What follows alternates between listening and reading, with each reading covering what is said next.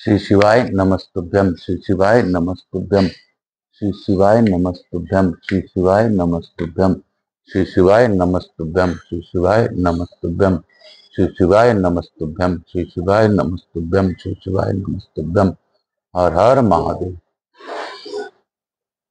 मैं प्रथम पूज्य देव गणपति गणेश जी महाराज का आह्वान करता हूं तथा उनसे प्रार्थना पूर्वक अनुरोध करता हूं कि इस कथा स्थल पर पधार कर आवाज समस्त देवी देवताओं को आने का मार्ग दें और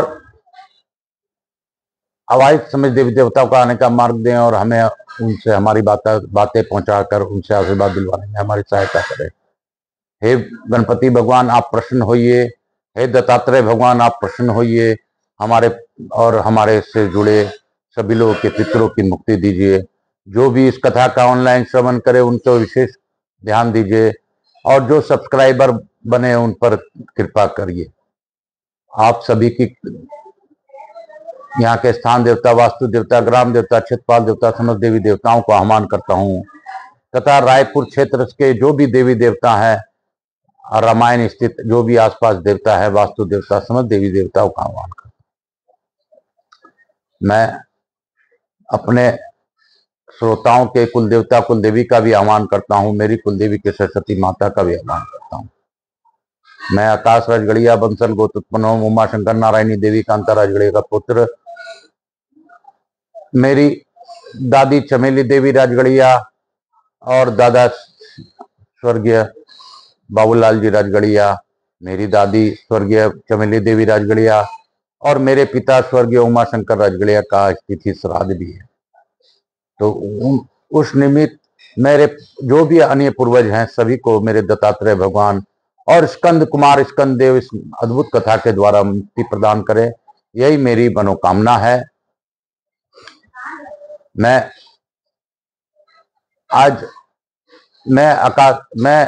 सामरिया बाबा, मेरे गुरु आचार्य संगीत कृष्ण जी महाराज सामरिया बाबा वृंदावन वाले महामंडलेश्वर, उनको नमन करते हुए उनसे गुरु आज्ञा लेकर और पंडित प्रदीप जी मिश्रा को धन्यवाद देते हुए आज की कथा प्रारंभ करूंगा। उससे पूर्व मैं थोड़ा हम लोग नाम जाप जरूर करेंगे दत्त भगवान का, क्योंकि दत्त के बिना कोई मुक्ति नहीं है।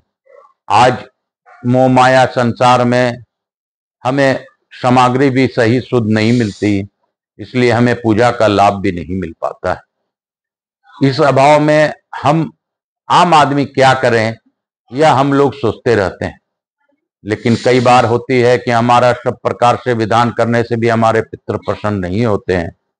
तो हमें दत्त भगवान के शरण में जाना चाहिए, उनका नाम जाप करना चाहिए।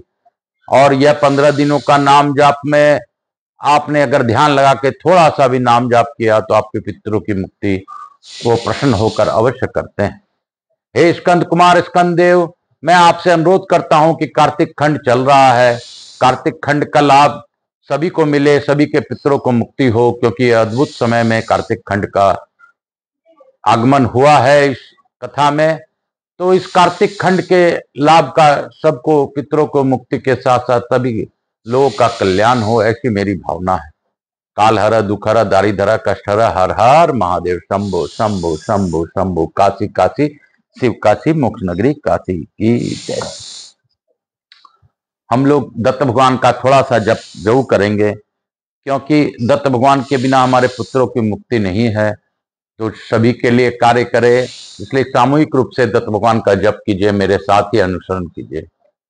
श्री गुरुदेव दत्त, श्री गुरुदेव दत्त, श्री गुरुदेव दत्त, श्री गुरुदेव दत्त, श्री गुरुदेव दत्त, श्री गुरुदेव दत्त, श्री गुरुदेव दत्त, श्री गुरुदेव दत्त। हे दत्तात्रेय भगवान, मैं आकाश राजगढ़िया बंसल गोत्रोत्पन्न उमा शंकर नारायण देवी कांता राजगढ़िया पुत्र और मेरे दादी चमेली देवी राजगढ़, स्वर्गीय चमेली देवी राजगढ़िया और मेरे जो भी पूर्वज हैं, हमारे जिस भी रूप में पूर्वज हैं, उन सबों को मुक्ति प्रदान कर दीजिए। इसके लिए हम लोग प्रयास कर रहे हैं। थोड़ा सा भी जप अगर कर रहा हूं तो आप उसे स्वीकार कर आप प्रसन्न हो जाइए।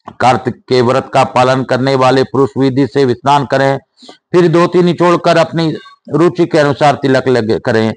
तत्पश्चात अपनी शाखा के अनुकूल हानिक सूत्र की बताई हुई पद्धति से संध्या और उपासन करें। जब तक सूर्योदय न हो जाए तब तक गायत्री मंत्र का जप करते रहें। यह रात्रि के अंत का कृत्य बताया गया है।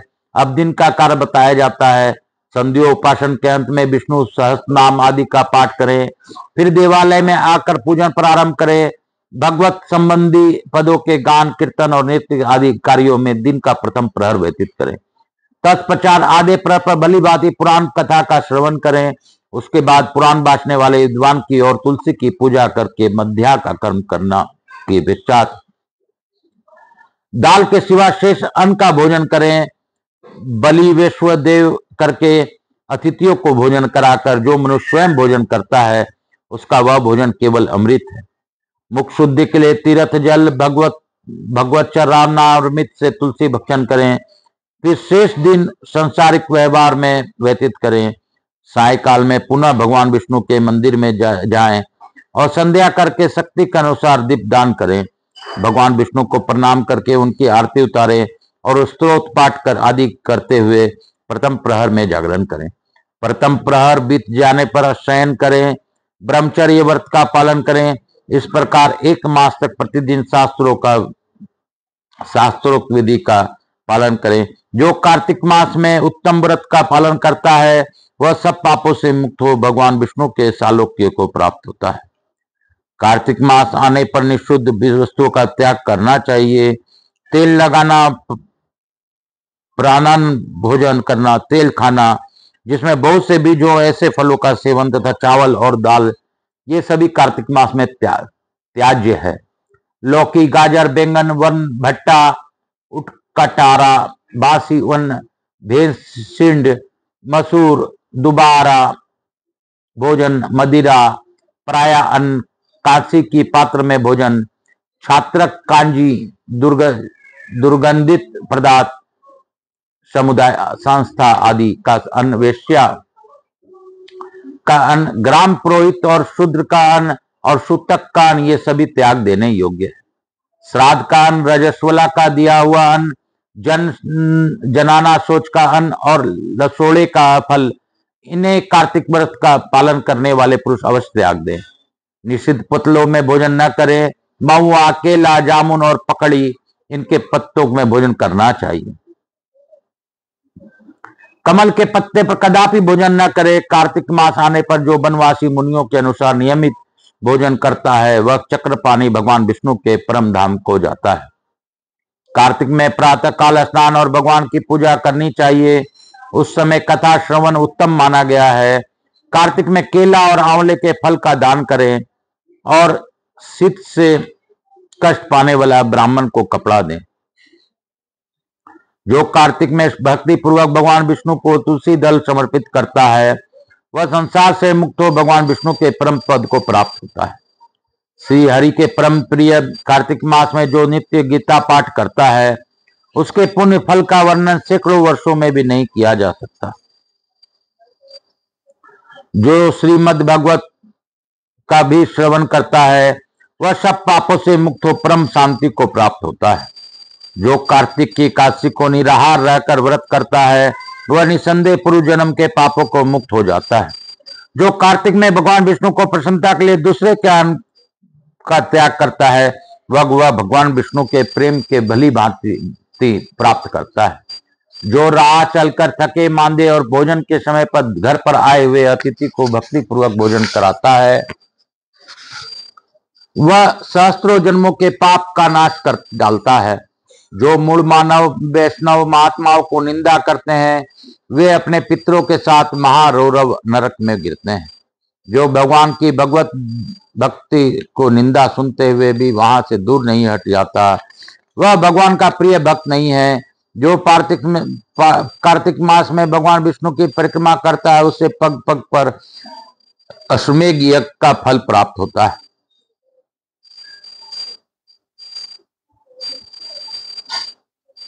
जो कार्तिक मास में प्राय स्त्री के साथ संगम करता है उसकी पाप की शांति कैसे होगी, यह बताना असंभव है।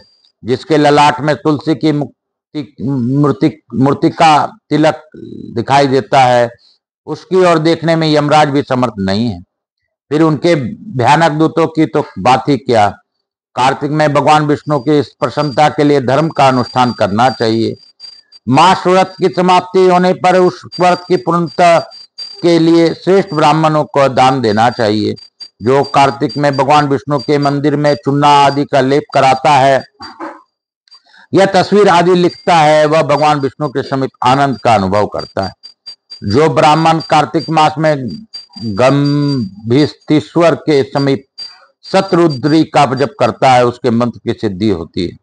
जिन्होंने 3 वर्षों तक काशी में रहकर भक्ति पूर्वक सांगोपांग कार्तिक व्रत का अनुष्ठान किया है, उन्हें संपत्ति, शांति, यश तथा धर्म बुद्धि की प्राप्ति के द्वारा इस लोक में भी ही उसका व्रत का प्रत्यक्ष फल दिखाई देता है।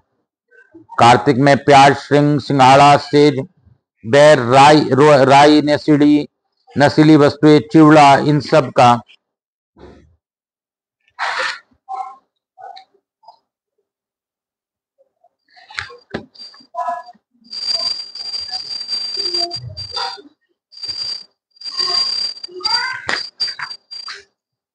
का उपयोग ना करें। कार्तिक का व्रत करने वाला मनुष्य देवता, वेद, ब्राह्मण, गुरु, गौ और व्रती, स्त्री, राजा और महात्माओं को निंदा न करे। कार्तिक में केवल नरक चतुर्दशी, दिवाली के 1 रोज पहले को शरीर में तेल लगाना चाहिए। उसके सिवा और किसी दिन व्रती मनुष्य तेल न लगावे। नालिका, मूली, कुम्हड़ा, केत, इनका भी त्याग करे। रजस्वला, चंडाल, मलेच्छ, पतित, व्रतविहीन, ब्राह्मण द्वेषी और वेद बहिष्कृत लोगों से व्रती मनुष्य बातचीत न करे। बोलो शंकर भगवान की जय। बोलो कार्तिक मास की, कार्तिक पुराण की जय। बोलो कार्तिक व्रत की जय। स्कंद पुराण के कार्तिक खंड के आगे की कथा हम लोग आज एक खंड और लेंगे ताकि हमारे पूर्वजों को मुक्ति प्राप्त हो। ब्रह्मा जी कहते हैं, स्त्री और पुरुषों ने जन्म में से लेकर जो पाप किया है वह सब कार्तिक में दीप दान से नष्ट हो जाता है। इस विषय में मैं तुमसे एक प्राचीन इतिहास का वर्णन करता हूं। पूर्व काल में द्राविड़ देश में एक बुद्ध नामक ब्राह्मण रहता था। उसकी स्त्री बड़ी दुष्टा और दुराचार परायण थी। उसके संसर्ग दोष से पति को आयु छीन हो गई और वह मृत्यु को प्राप्त हुआ। पति के मर जाने पर भी वह विशेष रूप से व्यभिचार में लग गई। उसके लोक निंदा से तनिक भी लज्जा नहीं होती थी। उसके न तो कोई पुत्र था और न ही भाई ही। वह सदा भिक्षा के अन्न का भोजन करती थी। अपने हाथ से बनाए हुए शुद्ध और स्वल अन्न को कभी न खाकर मांग कर लाए हुए बासी अन्न को ही खाती थी। दूसरे के घर रसोई बनाया करती और तीर्थ यात्रा आदि से दूर रहती थी। उसने कभी कथा भी नहीं सुनी थी। एक दिन तीर्थ यात्रा में लगा हुआ कोई विद्वान ब्राह्मण उसके घर पर आया। उसका नाम कुत्स था। उसको वह विचार में आसक्त देखकर उस ब्रह्म ऋषि श्रेष्ठ कुत्स ने कहा, ओ मूढ़ नारी, तू मेरी बात को ध्यान देकर सुन। पृथ्वी आदि 5 भूतों से बने हुए और पार्थिव एवं रक्त से भरे हुए इस शरीर को, जो केवल दुख का ही कारण है, तू क्यों पोसती है? अरे यह देह पानी के बुलबुले के समान है। एक दिन इसका नाश होना निश्चित है। इस अनित्य शरीर को यदि तू नित्य मानती है तो अपने मन में बैठे हुए इस मोह को विचार पूर्वक त्याग दे। सबसे श्रेष्ठ देवता भगवान विष्णु का चिंतन कर और उन्हीं की लीला कथा के आदर पूर्वक सुन। और जब कार्तिक मास आवे तब भगवान दामोदर को प्रीति के लिए स्नान दान आदि कर दीप दान दे। भगवान विष्णु की परिक्रमा करके उन्हें प्रणाम कर। यह व्रत विधवा और सौभाग्यवती सभी स्त्रियों के करने योग्य है। यह सब पापों को शांति और समस्त उपद्रवों का नाश करने वाला है। कार्तिक मास में निश्चित ही दीपदान भगवान विष्णु की प्रसन्नता बढ़ाने वाला है। ऐसा कहकर कुछ ब्राह्मण दूसरे के घर चला गया और वह ब्राह्मणी भी कुछ की बात सुनकर पश्चाताप करती हुई इस निश्चय पर पहुंची कि मैं कार्तिक मास में अवश्य व्रत करूंगी। तत्पश्चात कार्तिक मास आने पर उसने पूरे महीने भर प्रातः सूर्योदय काल में स्नान और दीपदान किया। तदनंतर कुछ काल के बाद आयु समाप्त होने पर उसकी मृत्यु हो गई, स्वर्ग में लोक में गई और समय अनुसार उसकी मुक्ति भी हो गई। कार्तिक के व्रत में तत्पर ही हो दीपदान आदि करने वाला जो इस दीपदान का इतिहास सुनता है वह मोक्ष को प्राप्त होता है। नारद, अब आकाश दीप का मातम सुनो। कार्तिक मास आने पर जो प्रातः स्नान में तत्पर हो आकाश दीप का दान करता है वह सब लोगों का स्वामी और सब संपत्तियों से संपन्न होकर इस लोक को सुख भोगता और अंत में मुक्ति को प्राप्त होता है। इसलिए कार्तिक में स्नान दान आदि कर्म करते हुए भगवान विष्णु के मंदिर में कंगूरे पर 1 मास तक अवश्य दीपदान करना चाहिए। महाराज सुनंद ने चंद्र शर्मा ब्राह्मण के बताए अनुसार 1 मास तक विधि पूर्वक व्रत किया कि वे कार्तिक में प्रतिदिन प्रातः काल स्नान करके पवित्र होते और कोमल तुलसी दलों से भगवान विष्णु की पूजा करके रात में उनके लिए आकाश दीप देते थे। दीप देने के समय वे इस मंत्र का उच्चारण करते थे, दामोदराय विश्वाय विश्व रूप धराय च नमस्कृत्वा प्रदास्यामि वयोम दीपम हरिप्रियम। मैं सर्वस्व स्वरूप एवं विश्व रूपधारी भगवान दामोदर को नमस्कार करके यह आकाश दीप देता हूँ जो भगवान को परम प्रिय है। देवेश्वर, इस व्रत से आप में मेरी भक्ति बढ़े, इस भाव से प्रार्थना करके राजा सुनंद दीप दान करते थे। ब्रह्म मुहूर्त में उठकर वे पुनः आकाश दीप देते थे।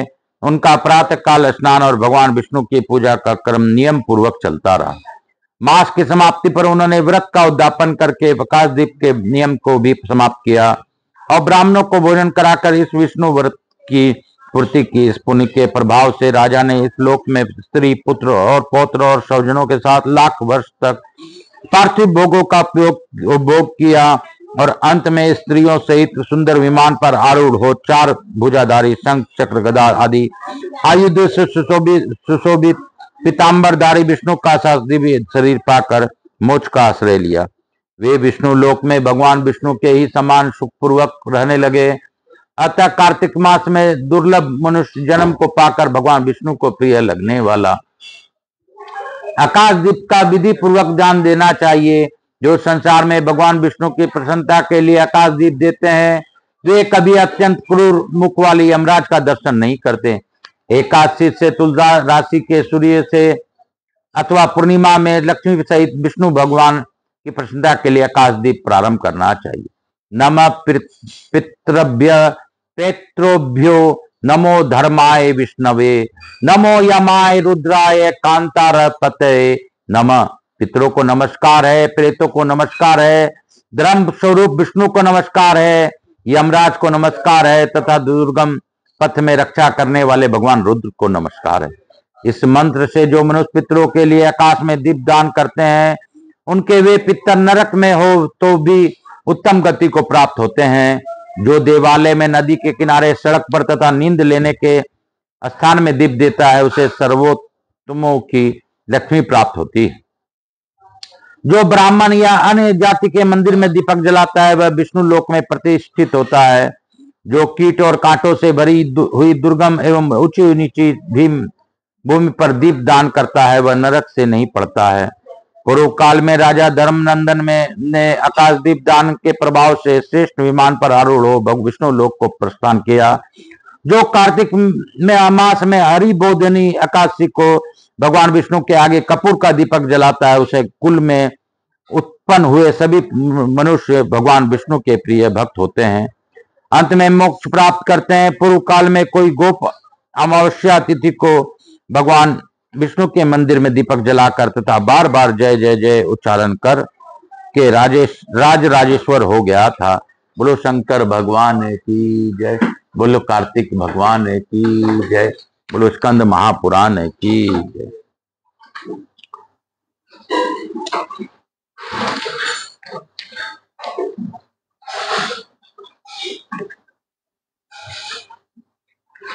मेरे भोलेनाथ के कई कई रूप रे, हर हर महादेव, शंभो शंभो शंभो शंभो। काशी काशी शिव काशी मोक्ष मेरी काशी। ब्रह्मा जी कहते हैं कार्तिक मास में जो विष्णु भक्त पुरुष प्रातः काल स्नान करके पवित्र हो कोमल तुलसी दल से भगवान दामोदर की पूजा करता है, वह निश्चय ही मोक्ष प्राप्त कर लेता है। जो भक्ति से रहित है वह यदि स्वर्ण आदि से भगवान को पूजा करे तो भी वे उसकी पूजा ग्रहण नहीं करते हैं। सभी वर्णों के लिए भक्ति सबसे उत्कृष्ट मानी गई है। भक्ति इन कर्म भगवान विष्णु को प्रसन्न करने वाला नहीं होता।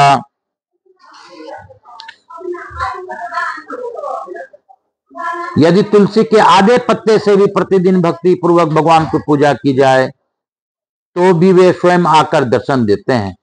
पूर्व काल में भक्त विष्णुदास भक्ति पूर्वक तुलसी पूजन में से शीघ्र ही विष्णु धाम को चला गया और राजा चोल उसकी तुलना में गौन हो गया है।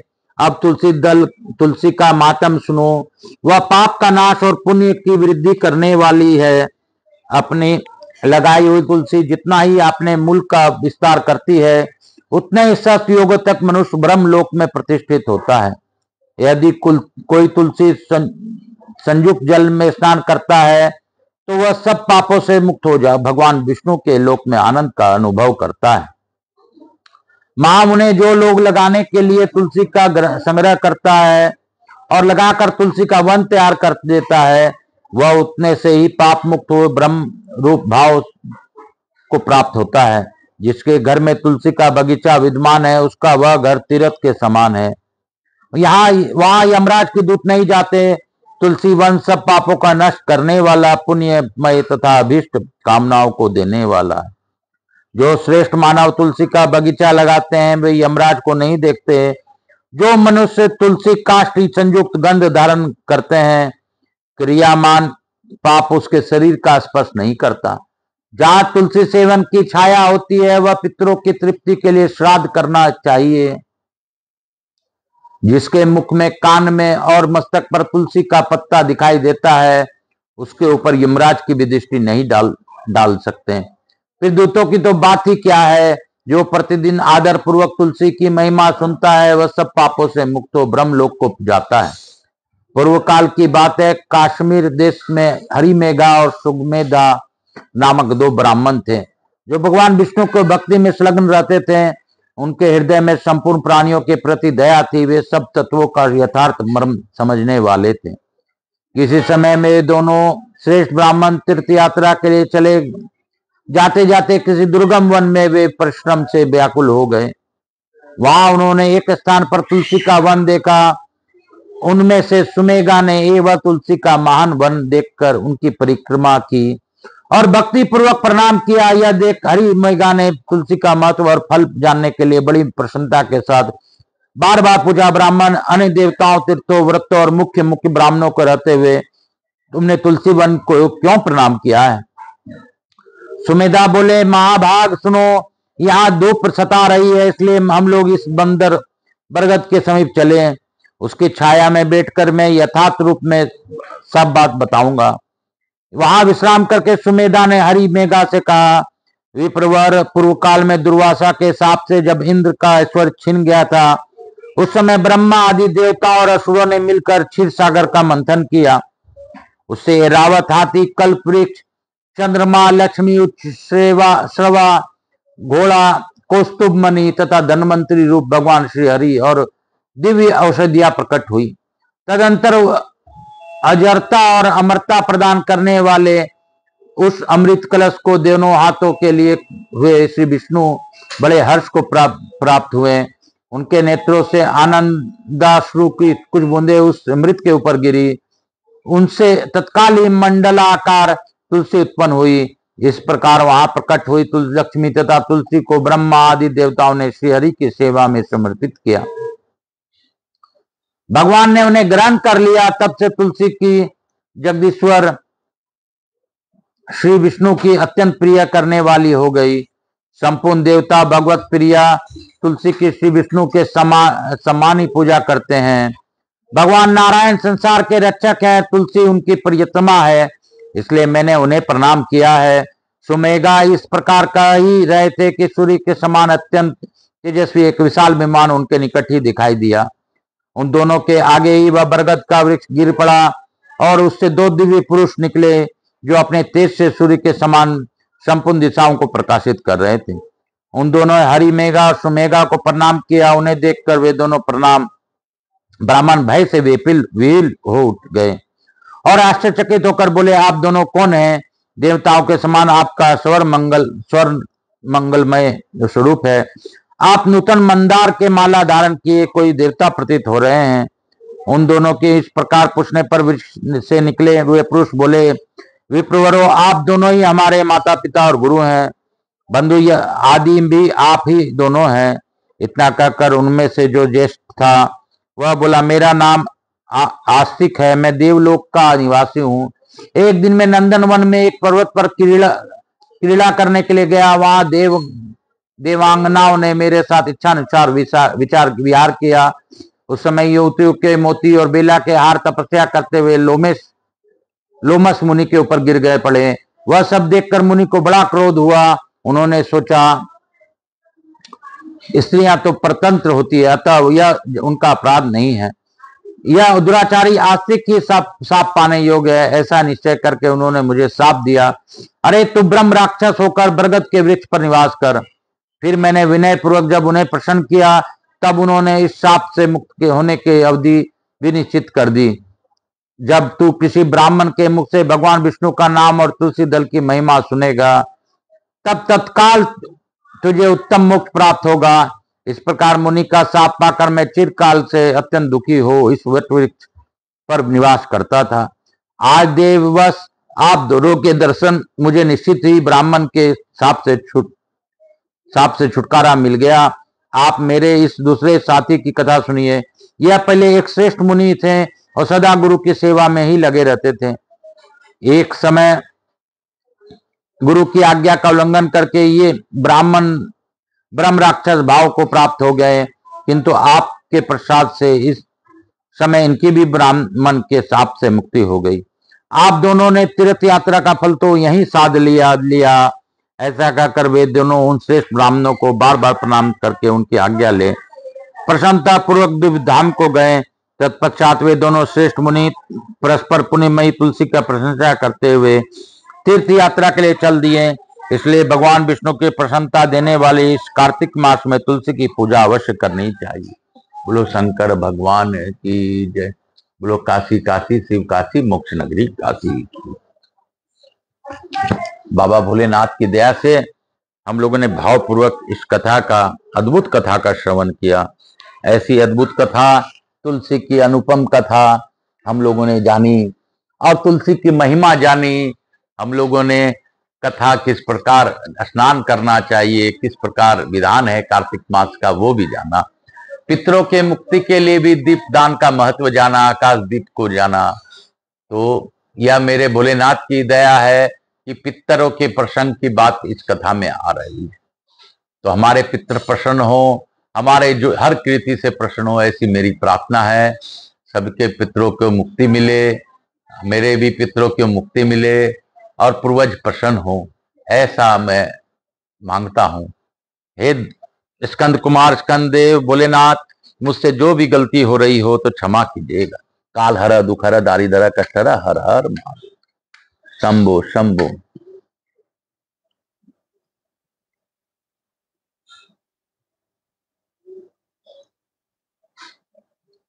हम लोग लघु आरती करेंगे, इसके साथ ही यहीं पे विराम देंगे। श्री कपूर गौरम करुणावतारम संसार सारम भुजगेंद्रहारम सदा वसंतम हृदयारविंदे भवम भवानी सहितम नमामि। श्री राम जय राम। यहाँ के स्थान देवता वासुदेव गणेश जी महाराज, लक्ष्मी महाराज, रिद्धि सिद्धि शुभ लाभ कुबेर जी महाराज की जय। कार्तिक भगवान की जय। स्कंद कुमार की जय। मेरे भोलेनाथ मैया पार्वती की जय। मेरे मातृदेवी व पितृदेव व सब पितृ देवताभ्याम नमो नमः। स्कंद महापुराणाय नमो नमः। भक्त वत्सलाय नमो नमः। शीतलीकरण अंकर्षित हर हर महादेव हर हर महादेव हर हर महादेव। श्री शिवाय नमस्तुभ्यम हर हर महादेव हर हर महादेव। श्री शिवाय नमस्तुभ्यम हर हर महादेव। काल हर दुख हर दारिद्र कष्ट हर हर महादेव। मातृदेवी भव पितृदेव व सब पितृदेवताभ्याम नमो नमः। हे भोला सब दुख काटो सभी का, हे शंभो सब दुख काटो हम सभी का। मैं गणेश जी महाराज, लक्ष्मी जी महाराज, रिद्धि सिद्धि शुभ लाभ कुबेर जी महाराज से अनुरोध करता हूँ कि हमारे यहाँ निवास रहकर अखंड कृपा बनाए रखें।